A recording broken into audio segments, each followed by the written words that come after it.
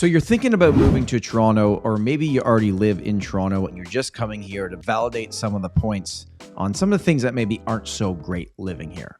I've lived in this city my entire life, and trust me, I could make a video 10 times longer than this on all the pros of living in Toronto. I really do believe this is a great city.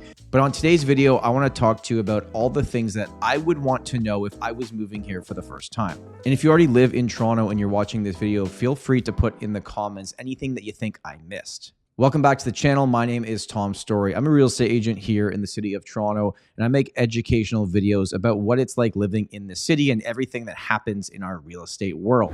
As you're watching this video, if you find it valuable, all I ask is hit that thumbs up button. If you haven't already, make sure to subscribe and join our growing community. And finally, if you get to the end of this video and you have any questions about Toronto real estate at all, you can go into the first link in the description. You can book a buyer call, a seller call, or just a discovery call to chat about our market. As I said before, there's a lot of great reasons to want to move to Toronto, but let's talk about the things that aren't so great. Number one, and this is maybe the most obvious, it is extremely expensive to live here. Other than Vancouver, Toronto is pretty much the second most expensive city in Canada and ranks as one of the most expensive cities in all of North America. The main reason is that if you look at our population growth over the last 2 decades versus how many homes we're actually building, there's a supply-demand issue. Especially a lot of people that come to Toronto, they don't buy right away, but they want to rent. So as of me recording this video, a 1-bedroom in Toronto is averaging about $2,300 a month, and a 2-bedroom is close to $3,000. Now, there's a chance that those prices will fluctuate over time, but regardless, if you're going to rent, it's not cheap. And then if you look at buying options, you look at different asset classes in the city of Toronto, regardless of where interest rates are at or what the market's doing, it's still very expensive to live here. With your average condo price in the 416 area code, meaning Toronto proper, hovering just around $700,000, townhouses in the $900,000 range, semi-detached houses over $1.1 million, and detached houses all the way up into the $1.5 million range. If you look at the 40-year chart of Toronto real estate, we've averaged about 7% price increase per year through all the good years and all the bad years. So it is expensive to live here. You have to know that if you're coming here, if you're going to be moving here, I would probably recommend move here with somebody else that can help you as a roommate, and you pay rent together to get yourself into the property market over time. The second point is that the cost of living is just high. If you look at hiring a contractor or hiring a painter or any other type of services for your property in Toronto, the fact is they're probably going to cost more than the same service in another city in Canada. And the reason being is that these people that are living here also have to buy real estate or rent real estate, and their expenses are higher, meaning that what they charge for their services is typically higher than other markets. And the final thing to mention, just for real estate and what it really costs, there is something that we have in Toronto called land transfer tax. Now, this exists in all of Ontario, and it's based on a percentage of your purchase price, but in Toronto, we pay double. Now, this was introduced in 2008 when the average sale price was under $350,000. But now that the average sale price is over $1 million, it is a big chunk of change, and it cannot be put into your mortgage. It is cash on closing. For $1 million property, even if you're a first-time home buyer, that's over $20,000 on closing on top of everything else.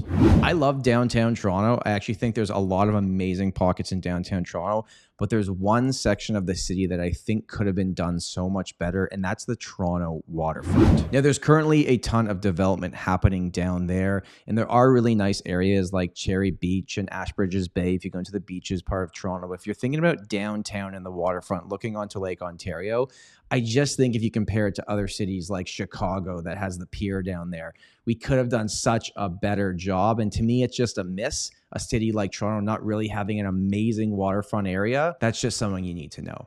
The other big one is if you're living in the core of the city or downtown, the truth is getting around in downtown is pretty easy, whether you want to take Uber or public transportation. Public transportation in Toronto is good compared to other cities in Canada.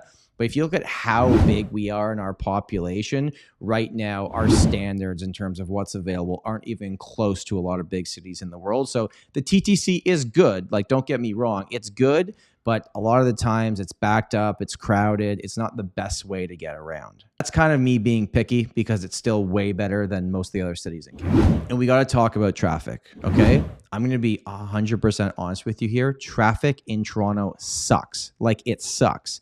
If you're trying to get from the east end of the city to the west end of the city at 5 p.m., like, it's going to take you an hour. Once you get out of Toronto, it's pretty good, but getting back into the city, sitting on the DVP, sitting on Lakeshore, there's always construction.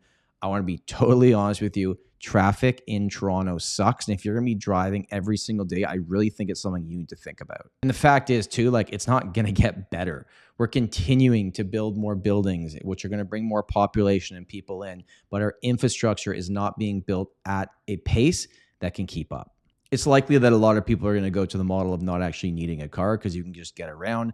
But as of me filming this video, Toronto doesn't have scooters like a lot of other cities in the States where you can jump on and just whip around the city. We do have bike share, which is an alternative, but again, it's not a perfect system. That takes me to my next point, bike lanes, okay?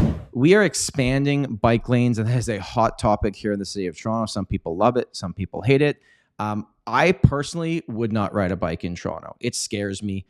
Even if you do everything right, you're never going to win a battle with a car. So people will disagree with me on this. Lots of people love biking in Toronto. There's lots of good trails you can go to. But if you're biking to work, even though the bike lanes have gotten better over the past decade, it's still not something that I'd feel comfortable using. On a positive note, one of the things that is great about Toronto is that we truly do have all 4 seasons.